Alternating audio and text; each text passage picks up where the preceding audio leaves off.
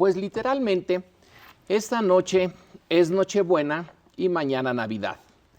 Y en ese espíritu queremos invitarlo a que nos acompañe a una reflexión, no sobre un tema concreto como lo hacemos generalmente, y esa es la naturaleza de este programa, sino algo un poco de más aliento. Supongamos que tenemos la posibilidad de vivir otros 50 años.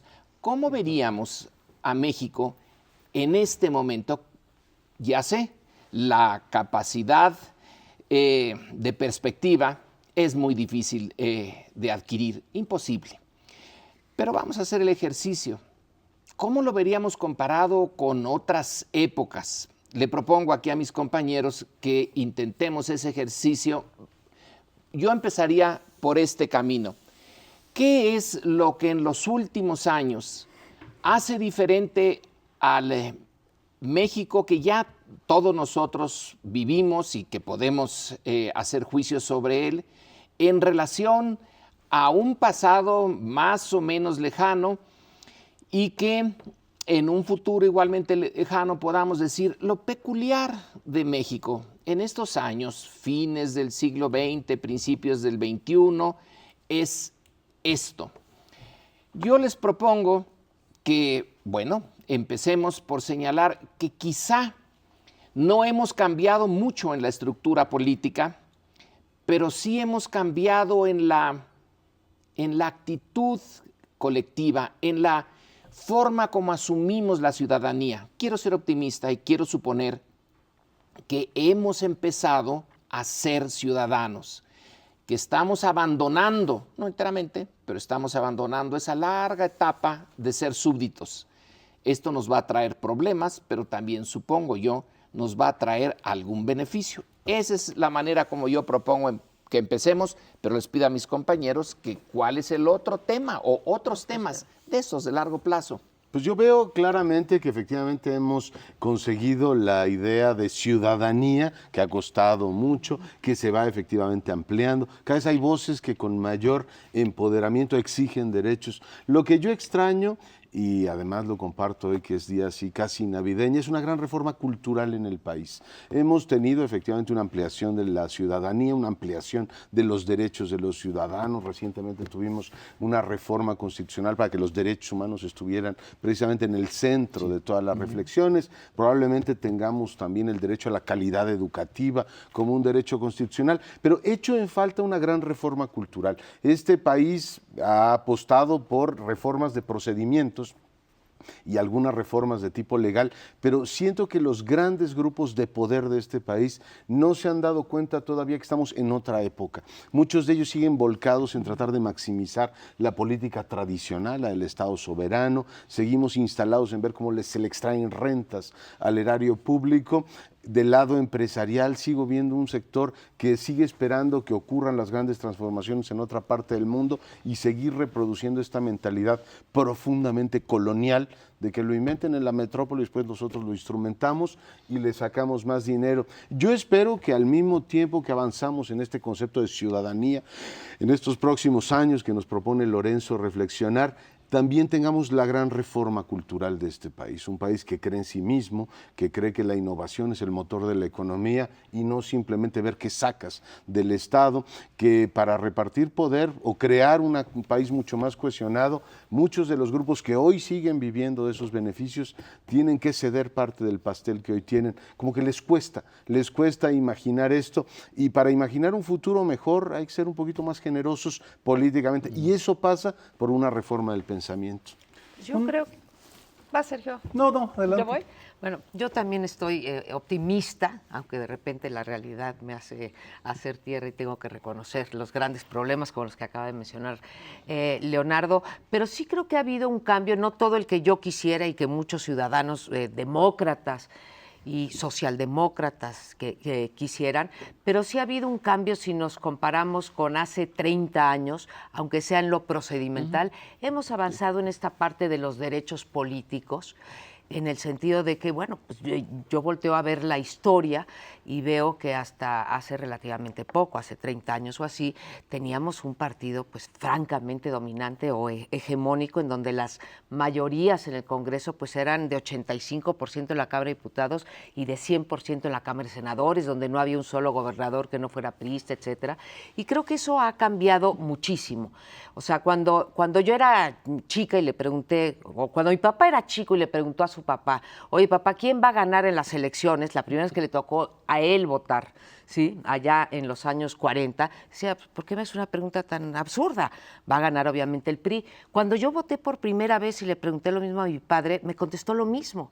Pero cuando mis hijos votaron por primera vez, yo les dije, no sabemos, vamos a tener que contar los votos y después sabremos quién ganó. Entonces, sí creo que hay un cambio importante y tenemos, con todos sus defectos, una democracia electoral en donde todavía pesa mucho el dinero, en donde todavía hay impunidad, tanto para los partidos políticos como para otros actores de las elecciones, ¿sí? Como el dinero de los empresarios, las televisoras, etcétera. Pero que sí hay esto de lo que nos tenemos que congratular. Esto no quiere decir sentarnos en nuestros laureles. Creo que la gran decepción de la democracia mexicana va más por el lado, haciéndome cargo de los problemas que tuvimos en las elecciones, pero va más por el lado del ejercicio del poder, en donde sí, francamente, ahí veo pocos cambios y me da miedo que en 15 años volteemos para atrás y digamos, y el ejercicio del poder se siguen solapando los unos a los otros. Esa es la parte optimista y pesimista de lo que veo en los avances democráticos de este país. Es una buena pregunta, un buen tema. Basándome en algunas encuestas de opinión, diría que el cambio en conciencia de hecho se da antes, se da en los 90s, 80s y 90s. Es cuando la mujer adquiere conciencia de que tiene derechos y de que debe conquistarlos. También entran en el lenguaje y en la cultura política el tema de los derechos humanos, diversidad sexual. Es decir, 80s y 90s son las grandes... la gran transformación cultural en los ciudadanos. Lo que se ha modificado es que esa ciudadanía consciente perdió la ingenuidad y maduro en el siglo XXI. Porque todavía en el 2000, cuando llega Vicente Fox a la presidencia, si uno revisa textos de aquel año,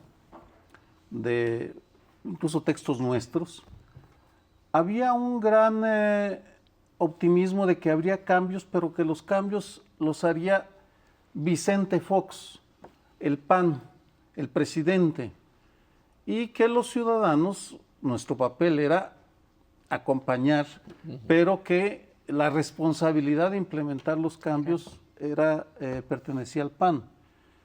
Y en los últimos 12 años nos dimos cuenta que no solo el PAN, sino que el PRI y el PRD, por diferentes motivos, pero en el último de los casos por la defensa de sus intereses, no iban a llevar a cabo, no iban a aplicar en las políticas públicas esas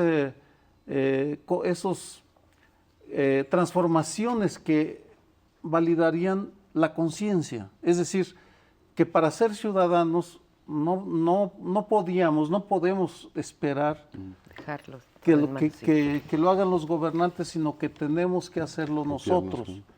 Para mí esa es la gran transformación que se observa, sobre todo ahora en el 2012, en el cual sí ha habido reacciones de cierto beneplácito por el Pacto por México, pero una cautela generalizada de decir, está bien, pero vamos a vigilar para que se cumpla. Es en ese terreno en el cual está la transformación más que en el plano de la conciencia. Creo que nos toma mucho trabajo, no sé si otros países tengan el mismo problema. Se consigue la independencia en 1821, pero realmente entender lo que es vivir la independencia y ejercerla nos tomó una buena parte del siglo XIX. Con la Revolución Mexicana se tomó conciencia de la enorme injusticia en que se había vivido, no solamente en los años anteriores, en los siglos anteriores. y apenas en algún punto del siglo XX se empezó a hacer, realmente a ahondar cambios en la estructura social. Nos quedamos a medias.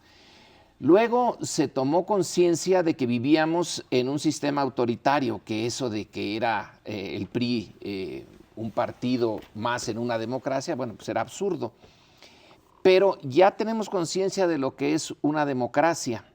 Lo que creo que nos está costando mucho trabajo, y no sé cuándo terminará esta época, es realmente vivir como una democracia. El regreso del PRI no necesariamente es una vuelta al pasado, pero tampoco augura un ahondar en la democracia. En fin, es una época esta en que, a mi juicio, lo que hay es una indefinición. No tenemos ningún proyecto realmente novedoso, y así veo yo el 2012 y los años que le precedieron. Sí, no hay una, digamos, idea clara de cómo vemos a México en 50 años, qué inserción vamos a tener en el mundo, pero yo veo que seguimos todavía muy atados a 3 grandes valores del siglo anterior. En la economía, perdón que regrese a ese asunto, seguimos con el modelo alemanista de hacer negocios con el Estado, sí, concesiones, presupuestos y cero innovación. O sea, una economía de mercado que quiera despegar debe estar fundada en la innovación, debe haber nuevas patentes, marcas mexicanas, cosas que verdaderamente le permitan al empresariado dar el gran salto y no vivir de extraerle rentas a los ciudadanos o tener concesiones del gobierno. En el ámbito político seguimos siendo un país muy clientelar, es decir, la lógica esta de la integridad y los derechos de los ciudadanos sigue siendo algo muy lejano. En las últimas elecciones discutimos con amplitud el tema de la compra del voto, hoy sigue siendo un asunto de debilidad enorme de una ciudadanía que depende de que le den programas sociales, de que si el gobierno le ayude o no. Tenemos ahí un problema de integridad y de cultura de la legalidad, de cómo se manejan los recursos públicos, muy anclado a los modelos anteriores. Y creo también que tenemos que dar el gran salto, una sociedad que vea al futuro, una sociedad que abraza el valor fundamental de la sociedad burguesa moderna, que es el mérito individual. Seguimos con estructuras completas que no quieren evaluaciones, queremos mantener estructuras completas que siguen recibiendo subsidios y no prueban que cambian o se transforman. Por tanto, yo veo que en integridad, mérito y esta economía extractiva que sigue dominando al país, sí seguimos muy atados al siglo anterior. Por tanto, hay avances en lo procedimental, pero seguimos con un país que se niega a dar el gran salto, o que no puede dar el gran salto. Pero, ¿sabe? Hay una brecha, una gigantesca que no hemos logrado resolver. No hay suficientes instituciones para que el nuevo ciudadano participe en los asuntos públicos. Las estructuras de participación ciudadana siguen perteneciendo a épocas pretéritas, y entonces, incluidos los partidos, no tienes la posibilidad, en México es muy difícil participar en un partido político porque son camarillas de poder, no son instituciones que captan a la ciudadanía interesada en tal o cual tema. Ese es tal vez el reto actual sobre el cual hay mayor conciencia de que tiene que haber organizaciones intermedias entre sociedad y Estado. Lorenzo muchas veces en estos programas ha planteado que sí hubo un cambio de partido en el poder, pero no un verdadero cambio de régimen. Si te interpreto bien, sí, con esas palabras. Y lo que estamos viendo con lo que dicen ustedes es precisamente eso, que no está habiendo ese cambio, porque más allá de los derechos políticos que yo mencioné y que pues todos estamos de acuerdo que hemos avanzado en ese ámbito, lo cierto es que siguen aquí la cultura del patrimonialismo sin ningún castigo, del clientelismo también sin ningún castigo, que es una conducta ilegal, del rentismo por parte de los empresarios, de los sindicatos, etcétera, y esta cosa de que una vez que ganas un derecho ya no se te puede quitar, no se puede cuestionar, etcétera. Entonces, seguimos, Lorenzo, creo que tienes razón, con las mismas asignaturas pendientes. Bueno, no es la mejor manera de entrarle a la Navidad, pero... Usted disculpe. Usted disculpe, nos vamos a un corte. Qué bueno que sigue con nosotros el día de Nochebuena. Yo les propongo que analicemos en este bloque la imagen de México en el exterior. La imagen de un país depende de muchísimos factores. Tiene que ver con, en fin, desempeño gubernamental, su economía, su seguridad, en fin, depende de un montón de factores. Y hemos aprendido, y les propongo que hagamos un saltito al pasado inmediato, que no se puede falsificar la imagen de un país. Salinas de Gortari intentó, a partir de una serie de mecanismos de reforma, digamos, de fachada y pagar muchísimo dinero en medios de comunicación, dar la imagen de un país novedoso, moderno, que competía en las grandes ligas, que habíamos entrado ya literalmente al primer mundo y funcionó durante algún tiempo, hasta que vino el fatídico 94 y le recordaron a Salinas de Gortari que los asideros, los pilares sobre los que estaba fundada esa imagen, no solo no eran reales, eran una enorme, colosal mentira y por tanto al país le costó muchísimo recobrarse de esa maniobra, esta idea de que finalmente pagarle a cabilderos o a gente de relaciones públicas o comprar portadas en la revista es una buena idea. Creo que, o espero más bien que ya lo hayamos aprendido. Cambiar la imagen de un país depende básicamente de su voluntad de cambio. Seguimos siendo un país que en las diferentes mediciones, no los voy a aburrir con muchas, pero aparece muy mal. Por ejemplo, en materia de integridad aparecemos allá por el 105 como uno de los países más corruptos del mundo. ¿Podríamos negar que esto es así? Creo que sería bastante improductivo. En materia de marca país aparecemos en el 47. Hay otro indicador que me gusta mucho, que calcula una institución española que es el Cano, el Instituto Elcano, índice de penetración global. Somos un país muy globalizado en materia de comercio exterior, pero cuando vemos el resto de las materias, incluida la penetración cultural que México tiene en el mundo, nos vamos a niveles bastante más bajos. En materia de atracción de inversiones, que es en lo que se supone que somos muy competitivos, y con esto termino, vamos muy por debajo de los famosos BRICS, que nos han ganado toda la imagen de países modernos, de países con capacidad de atraer imagen. Somos un país, pues, que no proyecta al exterior la imagen de un país, o no proyecta un país que está cambiando, que está modernizando, que está a punto de dar el gran salto. Les propongo que reflexionemos sobre eso. A ver, Leonardo, yo te propongo para hacer algo de debate aquí con respecto a la marca país. Desde luego que estoy absolutamente de acuerdo con tu tesis de que no se puede falsificar, ¿sí?, a través de comprar portadas, por ejemplo, la imagen de un país. Pero sí se puede trabajar en contra de la imagen de un país a pesar de los hechos. Se puede trabajar como se trabajó en el sexenio pasado, se esmeraron en que las únicas noticias que se dieran sobre México eran las noticias sobre el crimen organizado, no sabemos cuántos muertos, entre 60,000 y 100,000 muertos, y no meter ningún otro tema. Te lo digo por lo siguiente: Brasil tenía una tasa de homicidios más alta que la de México, y Brasil ocupaba, por ejemplo, tú dices, no sé cuál fue el que mencionaste, el de impunidad, ocupa los mismos o peores niveles que México, No, integridad. y sin embargo, integridad, Vamos y peor que está Brasil. globalización, pero ahí se van, y en términos de posición para hacer negocios, en términos de corrupción, es un país igual o más corrupto que el de México, y sin embargo Brasil aparecía con una gran imagen en los países desarrollados y atraía más inversión directa que México, y etcétera, y sin embargo no correspondía esa imagen que veíamos a nivel internacional con los lugares que ocupa en todos los indicadores, el del Foro Económico Mundial, el del Banco Mundial, el de la tasa de seguridad, el de Transparencia Internacional, con niveles muy... Entonces, ahí sí hay una cosa, la verdad que tengo que señalar que es muy contradictoria, y ahora México, por fortuna, se empieza a poner de moda, y ahora resulta que le ganamos a Brasil en todos los indicadores, desde crecimiento hasta corrupción. Entonces hay una cosa ahí también medio mágica, que no lo debería de estar diciendo un científico social, pero bueno, lo digo porque creo que es, lo estoy sosteniendo en los hechos, ¿sí?, en los indicadores de Brasil y la imagen de Brasil. Entonces, no sé cómo explicármelo, Leonardo. Parte de esa explicación, yo iba a ir por otro lado, pero me atrae la línea que tomaste. En buena medida, la explicación de esa imagen positiva de Brasil estaba en su presidente, y en buena medida la nuestra estaba también en el que era el presidente. Lula, como presidente de Brasil, era un personaje muy atractivo. Es un obrero, viene desde abajo, lucha sin tener una educación formal, sin venir de ninguna familia que le hubiera podido dar un empujón. Él solito se empuja. Es una parte fundamental del Partido Trabajista de Brasil.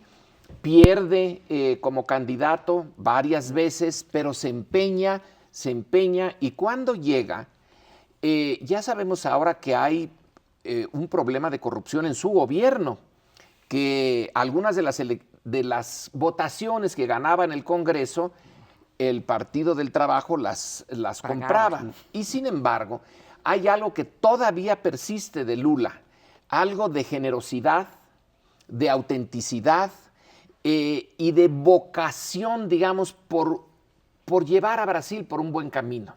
Los presidentes que nosotros hemos tenido en los últimos sexenios, tómalo el que quieras.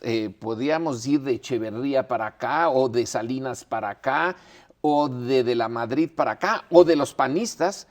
Francamente, son impresentables ahora, y empezaron a ser impresentables sobre la marcha.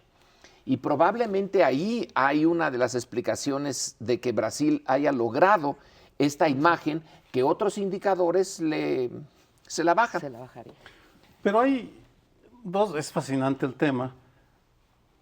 Creo que nos estamos refiriendo al esfuerzo deliberado de un gobernante o de un gobierno por presentar una imagen X.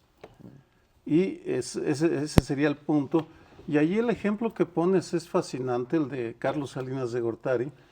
Hay un ensayo poco conocido de quien fuera corresponsal de Newsweek y Time, luego Tim Padgett. Se llama Las confesiones de un corresponsal gringo, tal cual, o cómo Salinas nos engañó. Y es una explicación de cómo ellos se dejaron engañar, porque es un reconocimiento. Nosotros veníamos a comprar lo que Salinas nos estaba ofreciendo, la imagen de un economista educado en Harvard, por tanto moderno, por definición, que estaba combatiendo a los fantasmas del pasado, etcétera, etcétera. Cuando viene la rebelión zapatista, porque es el asesinato de Colosio, ahí se dan cuenta y modifican sus puntos de vista. Ese es un problema real, es la tentación de quien gobierna, desde Catalina la Grande, si no es que de mucho antes, de presentar una imagen que no corresponde totalmente con la realidad. Pero, y ese sería el planteamiento que haces, María Amparo, muy cierto, las agendas de los medios de comunicación. ¿Qué pasará ahora por qué México está, de repente, es más popular que Brasil? Sería la pregunta. Vamos, porque las cifras así lo muestran, para empezar, y porque tal vez hay la intención en los medios de comunicación de darle una luna de miel prolongada a Enrique Peña Nieto o al regreso del PRI.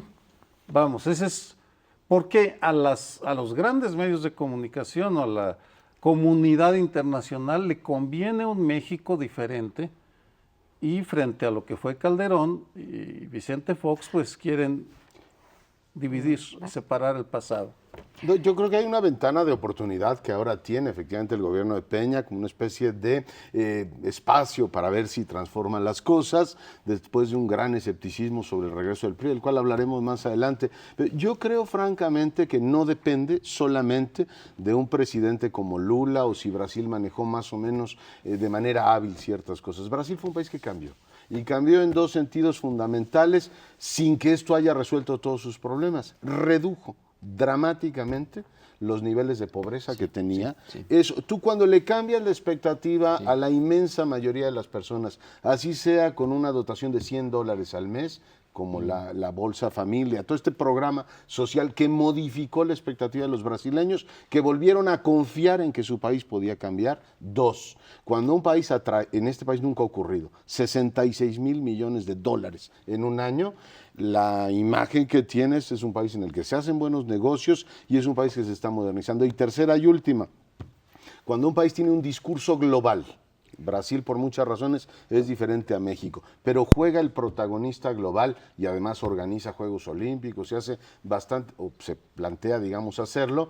La gente empieza a confiar en el mismo país, es lo que hablábamos en el bloque anterior. Tú la imagen la cambias en el momento en el cual tu gente está creyendo, efectivamente, hay una confianza de que vas a dar un gran salto. Yo en México eso todavía no lo veo y espero que me toque muy pronto verlo.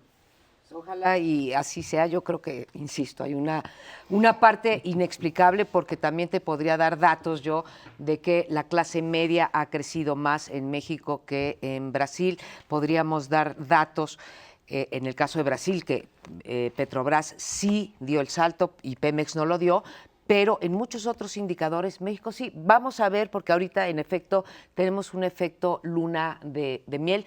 Qué bueno que lo mencionas, porque yo ya lo había notado, creo que lo comentamos en algún momento, no sé si al aire o fuera del aire. Es muy impresionante que el día 2 de diciembre, después de los disturbios que hubo a raíz del... No sabemos si fueron los del Yo Soy 132 o unos anarquistas o quién fue, seguimos sin saber.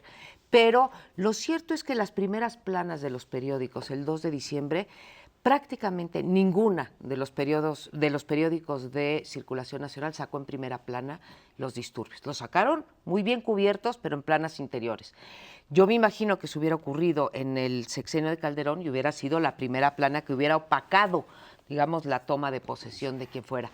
Y así vas viendo, y estos 15 días, estos 24 días que llevamos de gobierno, las noticias sobre crimen organizado han disminuido en el sentido de el relieve que le dan los periódicos, pasando a páginas interiores.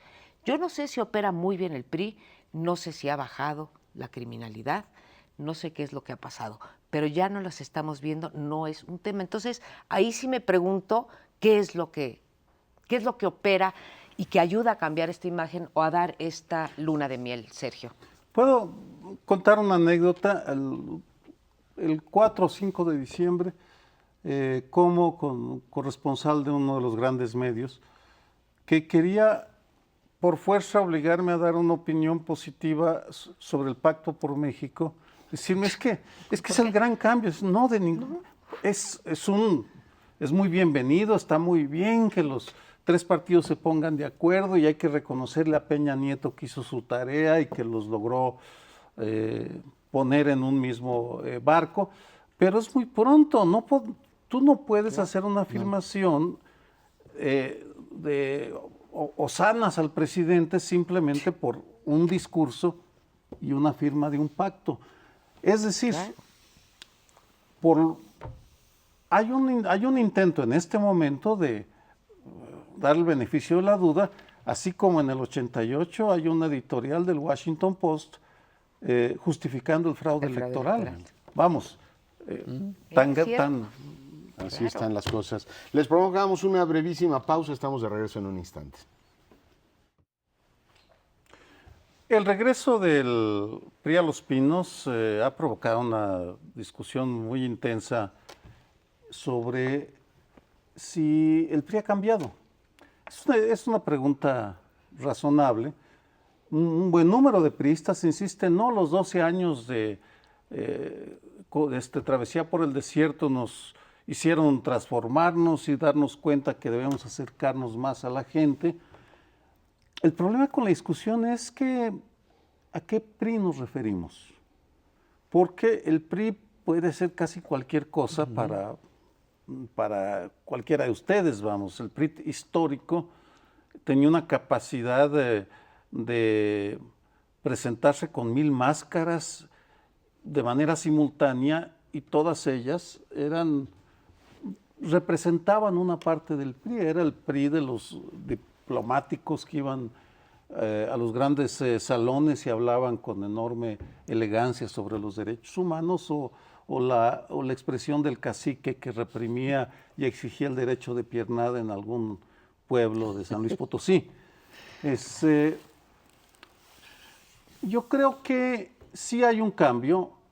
Yo no sé si para bien o para mal, porque eso lo iremos viendo, pero si tomamos al último sexenio que el PRI estuvo en Los Pinos, al de Ernesto Zedillo, él explícitamente quiso alejarse, quiso reducir el poder del presidente.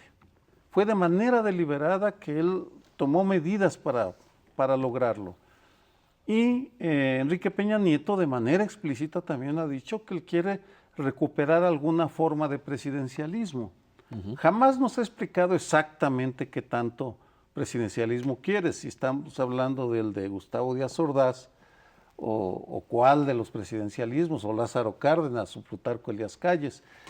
En todo caso, la discusión está abierta, no creo que podamos llegar a una conclusión definitiva, porque si de algo estamos seguros es que yo no sé si el PRI cambió o no cambió, lo que sí cambió es buena parte de la sociedad y del entorno institucional al cual regresa. Esta idea de que caminaron por el desierto, fue una travesía en que encontraron su verdadera alma y ahora están arrepentidos de algunas cosas que hicieron en el pasado. Esa no me la creo. Ni porque es Navidad. Ni porque sea Navidad, ni dentro de poquito Año Nuevo, porque vamos a poner un hecho evidente. El PRI que regresa está encabezado por un grupo del Estado de México que nunca conoció el desierto, salvo en teoría. Pero en ese microcosmos político se siguen, y me atrevo a decir que se seguirán conservando las costumbres originales. Hay otro PRI que puede haber cambiado. Pongamos el del Distrito Federal, seguro que se cambió, aunque ¿cuánto? ¿Quién sabe? Pero el PRI que está gobernando es el PRI que se formó en las costumbres más añejas, no democráticas, autoritarias, que ahora se está confrontando con una sociedad y que como no tiene ideología, como no tiene su visión del mundo es muy amorfa, entonces considera muy apropiado en este momento darnos una imagen de cambio, moderación, búsqueda de valores que antes no buscaba, pero que ahora sí, que los va a encontrar, etc. Vamos a darle tiempo, pero creo, y hablo por mí, pero por otros ciudadanos también, considero yo, no sé cuántos, que me digo a mí mismo, no tengo derecho a confiar en ese PRI, porque una cosa es ser inocente y otra es llegar a ser idiota. Así que mientras no me demuestren lo contrario, creo que la historia avala no confiar en ese cambio. Pues no tenemos ninguna evidencia de que haya cambiado. En efecto, lo que cambia es el contexto. Yo no veo el alma democrática, ¿sí?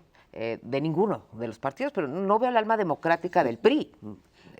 Va a ir tan lejos como le permitan las limitantes que hay y que no dependen de ellos, ¿sí? Las limitantes de los otros partidos en el Congreso, las limitantes de su presidente, que es de su partido, las limitantes de los órganos autónomos, etc. Entonces, lo que cambia es el contexto. Si pudiera el PRI ejercer el poder como lo ejerció Enrique Peña Nieto en el Estado de México, porque podía hacerlo, porque tenía una Cámara a modo, porque tenía un Tribunal de Justicia a modo, porque tenía un Tribunal Electoral y un Instituto Electoral a modo, porque tenía una de transparencia a modo, pues lo haría. El problema es que no puede, para fortuna de todos, y yo creo que de la propia supervivencia del PRI también. Te tengo malas noticias. En el DF, pues ha cambiado en el sentido que se ha hecho chiquitito, pero vimos hace unos 10 días que eligieron al PRI del DF, a Cuauhtémoc, al rey de la basura, a Cuauhtémoc con Gutiérrez, ¿no?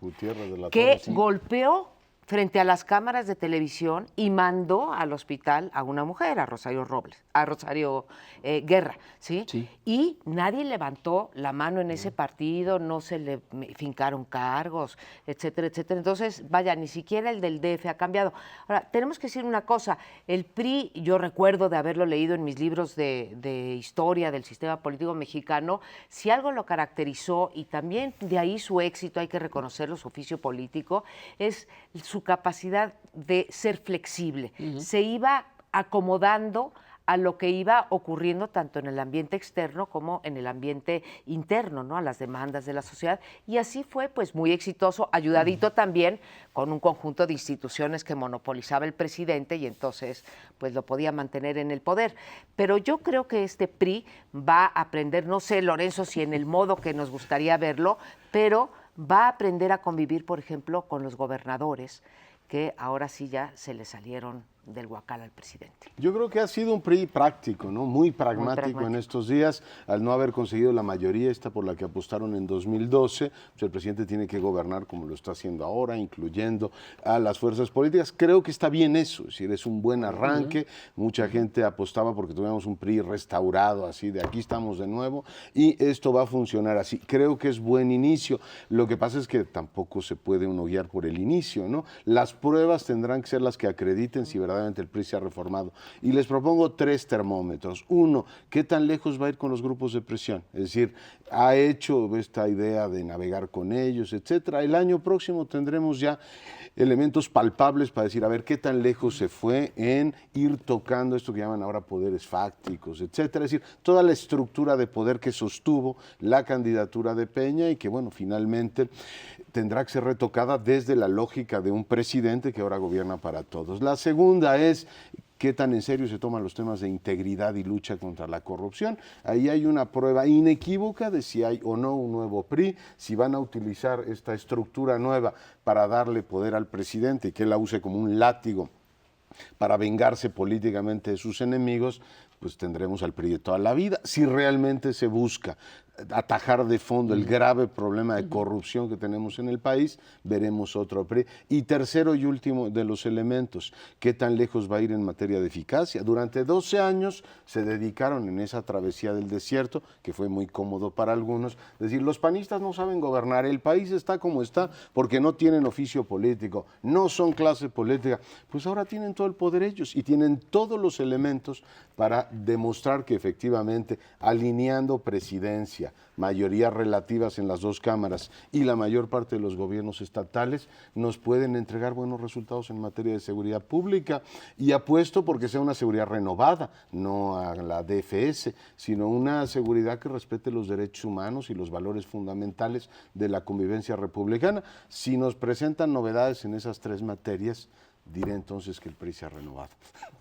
Estás planteando creo que poco a poco ya podemos ir tomando indicadores para evaluar al gobierno de Enrique Peña Nieto y al PRI. Que creo que para empezar debemos reconocer que Peña Nieto logra hacerse un PRI a la medida. Desde hace muchos años que el PRI no tenía una figura tan fuerte en su interior capaz de controlarlo. Peña Nieto lo logró. Y en ese sentido, si uno revisa sus escritos, sus informes en el Estado de México, por ejemplo, hay 2 ideas muy claras. Una, la eficacia, y segundo, la necesidad de que el gobernador o el presidente tengan los instrumentos para gobernar. Y creo que cuando dije en mi intervención anterior que Enrique Peña Nieto está intentando reconstruir el presidencialismo, es porque él está convencido que es la forma como se puede gobernar este país, que no hay otra forma. Ahora, la pregunta es, ¿el presidencialismo que él quiere es para reformar a fondo o simplemente para seguirlo convirtiendo en el fiel de la balanza? Mi opinión al día de hoy, y observando cómo interactuó con el Bester Gordillo, es que a él lo que le interesa es que todos los actores políticos se sometan al presidente. No para reformarse a fondo, porque en el último de los casos le dejó el control del sindicato a cambio, es decir, hubo una negociación, no fue una que el Estado tomó el control, la rectoría del Estado. ¿Hasta dónde va a llegar en los otros temas? Pues no lo tengo tan claro, pero definitivamente creo que el concepto de reconstrucción del presidencialismo sí nos ayudará a medirlo. Yo creo que puede hacer más o menos en el sentido que un demócrata, como los que estamos aquí, nos gustaría que caminara, ¿no? O sea, un poder limitado. y que le dé participación a la sociedad, etcétera. No creo, Sergio, que haya las condiciones en este país para una vuelta al presidencialismo anterior. Y no las hay por muchos motivos, porque hay 3 partidos grandes que no creo que vayan a ir perdiendo su porque hay gobernadores y, bueno, porque hay lo que decíamos hace rato, órganos autónomos. Entonces, ¿qué es lo que va a tener que hacer? No va a poder irse a una vuelta al... ¿Ya? No, Una vuelta. termina. No se puede ir una vuelta al pasado. Yo creo que es materialmente imposible. Entonces, intentará gobernar con los instrumentos que tiene y tratar de pasar lo menos posible por las limitantes del Congreso y los poderes fácticos. Bueno, pues tenemos que irnos, pero ya Ya tenemos un hilo conductor para los próximos 6 años, si es que dura este programa. Yo creo que 6 sí, años. es que duraba el sexenio. Para analizarlo. Regresamos en unos segundos. Pues para cerrar este programa queremos reflexionar con usted sobre qué aprendimos en este último año o incluso lo podemos extender sobre las mediciones de opinión, sobre las encuestas, no solamente las electorales, sino también las de desempeño de los gobiernos, las que se hacen sobre las políticas públicas. Y ya a lo largo ya de, pues a lo mejor como 20, 25 años, llegamos tarde en este país a las encuestas de opinión, pero hemos ido avanzando y tenemos 2 grandes tipos, digamos, en efecto, las encuestas electorales, en donde, bueno, tuvimos un año bastante dramático en términos de que la mayor parte de los estudios de opinión señalaban que Peña Nieto llegaría a la presidencia con un margen mucho mayor que con el que realmente llegó, que fue de 6.8. Casas encuestadoras como la que trabajó para Milenio señalaba 17 puntos por encima el primer lugar del segundo lugar, o sea, de Andrés Manuel López Obrador, y otras fueron acertadas, en donde en efecto atinaron o acertaron en sus pronósticos, pero la gran mayoría dijo que ganaría cuando menos por 10 puntos Peña Nieto, o por 13 puntos creo que fue el promedio Peña Nieto, y pues bueno, fue por 7 puntos porcentuales, lo cual habla de que tuvimos unas malas mediciones que después se contrastaron en los artículos con lo que ocurrió en Estados Unidos, en donde las encuestas pues tuvieron un margen de error, como nos dicen, sí, pues muy pequeño, sí, variaron en 1%. Bueno, esas son unas. Las otras son las que utilizan nuestros gobernantes, y creo que en este país los gobernantes no utilizan bien las encuestas de medición para las políticas públicas, sino más bien para deprimirse o para saltar de gusto. Ahí cuando son populares nuestros presidentes o hay un apoyo a una política pública del presidente, se ponen muy contentos, y lo contrario los lleva, digamos, a la depresión. Ahí sí creo que el primero que empezó a usar las encuestas, que fue Carlos Salinas de Gortari, alguna vez escuché decir a alguno de sus encuestadores que decía, es que el presidente Salinas sí es uno de los que supo usar bien las encuestas, porque en vez de decir como Fox, no quieren el aeropuerto, cancelemos el proyecto del aeropuerto, Carlos Salinas decía, van en contra de una política que yo estoy proponiendo, pues hay que cambiar la percepción, porque la medida es la correcta. ¿Cómo usar las encuestas y para qué les sirven a los gobernantes? Bueno, yo creo o a que, los ciudadanos. Yo creo que tenemos 3 planos, ¿no? Uno, cómo lo usan los políticos. Ya aprendimos que todo el mundo la usa como le conviene. Cuando les son favorables las encuestas son buenísimas y las usan casi como elemento de fe. Cuando no les son favorables resulta que están mal hechas. Es decir, hoy en esta ocasión vimos en las electorales mexicanas que sobreestimaron brutalmente a Peña Nieto, él mismo y una buena parte de las personas que estaban cerca del proyecto mayoritarista se creyeron que iban a ganar la presidencia con amplitud y que además tendrían mayoría en las 2 cámaras. Eso no ocurrió, estuvo sobreestimado. Subestimaron a López Obrador. No midieron bien, creo que hay un consenso, ya es una cuestión más de detalle, el voto de los jóvenes, que fue el grupo social en el que López Obrador le gana, en el resto de los grupos social Peña Nieto tiene más votos. No se está midiendo bien a los jóvenes. Tercer elemento, la gente está hiperfatigada de las encuestas. Lo acabamos de ver en México, donde los porcentajes de no respuesta son altísimos. La gente dice, mire, ya le digo lo que sea, pero no me esté llamando para preguntarme por quién voy a votar. Lo acabamos de ver en Ohio, en los Estados Unidos, donde los demócratas metieron creo que 17 encuestas grandes en 3 días y los porcentajes de rechazo son altísimas. Las casas encuestadoras van a tener que enfrentar eso porque la sociedad no va a cambiar. Estamos hasta la coronilla de que nos estén llamando para cualquier propósito, desde cuestiones mercantiles hasta propósitos de encuestas. Hay una invasión de la vida privada y que explica gran parte de por qué las encuestas no están acertando. Y finalmente creo que está el tema de los medios de comunicación y cómo las usaron.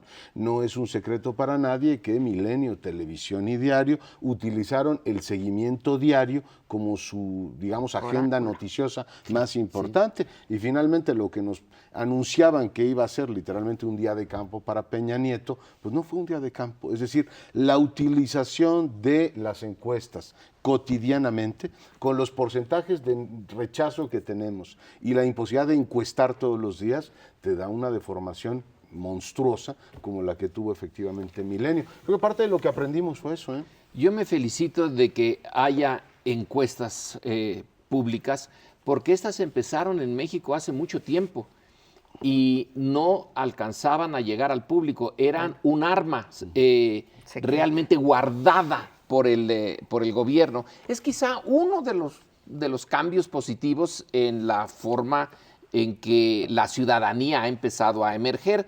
Ahora también nosotros usamos las encuestas y tenemos alguna información al respecto. Entonces, por esa parte, muy buena, porque desde los años 40, por lo menos que yo recuerde, en los archivos se puede ver ya cómo estaba el gobierno usando encuestas y no nos decían nada sobre lo que salía en ellas. Buenas o malas, era su arma. La encuesta ahora se ha democratizado. Ahora, resulta que no son tan buenas. Y aquí hay la parte que me decepciona. Yo suponía de una manera muy naïf que este era un mundo muy darwiniano, el de las casas encuestadoras, y que las casas encuestadoras que no servían morían. Y he visto que no, están tan vivitas y coleando a pesar de su desprestigio como antes. No hay castigo para ellas. Es un misterio para mí por qué siguen. ¿Cuántos temas? Bueno, creo que no hay castigo porque la incultura de buena parte de nuestros políticos sobre las encuestas es notable, es decir, no saben utilizarlas. No hablo de todos, hay de políticos a políticos, pero candidatos con dinero que quieren armarse de información para hacer su estrategia, pues recurren a encuestas y les venden cualquier babosada como encuesta. Dicho esto, sí, desde los 40 se están haciendo encuestas nuestros gobernantes. De hecho, también tenemos la serie que hacen los Estados Unidos desde los años 40 y que se consiguen en los archivos sobre cómo pensaba México, la sociedad mexicana sobre el exterior.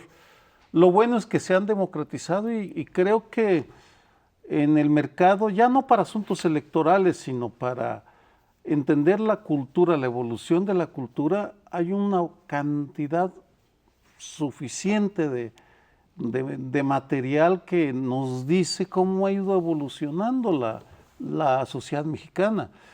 Van desde y ya estamos entrando en otra etapa, por cierto, hablando de lo positivo, desde que en el 2010 Banamex y la Fundación Este País levantaron la encuesta sobre valores, qué nos une y nos desune, así se llama la encuesta, podemos medir estado por estado. Porque antes era nacional, lo cual limitaba. Ahora, a partir de esa encuesta ya se están generalizando las que nos permiten comparar al Estado de México con Distrito Federal, Morelos o Baja California, Chihuahua. Es bastante rico el material que para nosotros, para nuestro oficio, nos permite ver ya no quién va a ganar las elecciones, que ese es uno solo de los usos, campos, sino cómo está la sociedad evolucionando a ciertos temas. Ahora, Sergio, yo lo que no veo en este país, a lo mejor es pura ignorancia y saliéndome ya del tema de las encuestas electorales que ya hemos comentado, y en efecto vamos a ver si en el 2015 contratan a los mismos encuestadores. Yo creo que sí. que el mercado no está castigando en México. Yo me acuerdo haberlo discutido alguna vez en Manamex con todos los encuestadores y decir, es que es cierto, no hay castigo de parte del mercado. Pero saliéndonos del tema electoral, las encuestas tenían un propósito original, tomarle el pulso a la sociedad con el fin de llegar a políticas públicas que pudieran ayudar a esto que llamamos la gobernanza. Se están utilizando en ese sentido, porque yo veo año tras año, y es cierto, en la parte electoral llevamos menos años, que es a lo que yo me refería, pero en la parte cultural de la sociedad llevamos muchos años encuestando. En Estados Unidos hace mucho que se hicieron encuestas sobre México. Entonces, de repente sabemos que tenemos una sociedad muy poco participativa, pero yo veo las mismitas cifras en términos de cultura de la legalidad, de cultura política, Leonardo, desde que hicieron Almond y Verba su famosa encuesta en los años 50, ¿no? ¿Fue? Fines de los 50. Fines de los 50 hasta ahorita, vuelves a encontrar los mismos patrones. Entonces, ¿hasta dónde estamos utilizando esas encuestas para intentar cambiar los rasgos autoritarios o los rasgos que concebimos que nos van en la dirección correcta de la sociedad o de las políticas públicas? Y de esta de valores no que los usamos. No. Esta de valores que tú decías, Sergio, la enfermedad más grave que tiene la ciudad mexicana es la desconfianza. Esta idea de que las instituciones, pero también los vecinos, todo lo que está en nuestra proximidad nos genera una gran desconfianza. Es como la nota dominante de este siglo XXI, es una gran desconfianza de la ciudad. Y sí creo que las podríamos utilizar para otros propósitos. Y un último mensaje, porque ya nos tenemos que ir en este 24 Pues de feliz diciembre. Navidad, ¿qué vamos a decir? Claro. De Un parte feliz de Navidad. todos nosotros, tenga usted una muy feliz Navidad y aquí estaremos el último día del año también. Buenas noches.